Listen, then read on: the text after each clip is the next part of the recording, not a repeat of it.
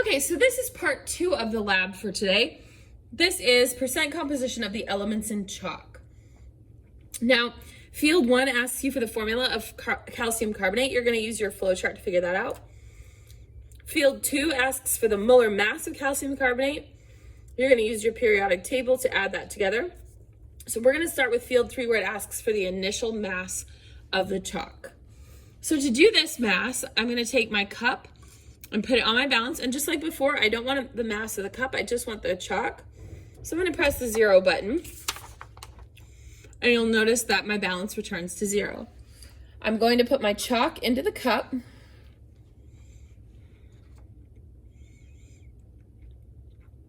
(27.86). So I'm going to record that as the initial mass of my chalk. 27.86 grams. So now I'm going to go and do some coloring with my chalk, and then I will come back.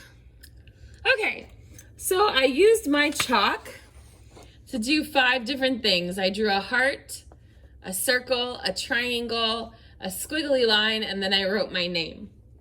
So now we're going to take our chalk and we're going to put it back into our cup to get the final mass of the chalk.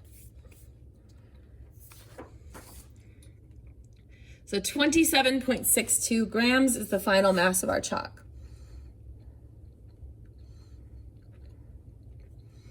So field number 5 asks for the mass of the chalk used.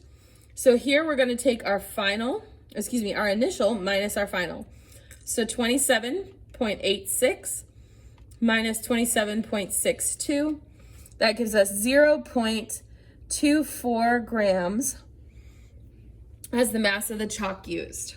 You are going to complete the rest of the calculations for the chalk lab and submit your final calculations. Make sure you show all of your work. Don't forget to round any calculations you do to your significant digits. Now, really quickly though, before I do that, I want to point out to you, this is our measured value. It has 2 sig figs.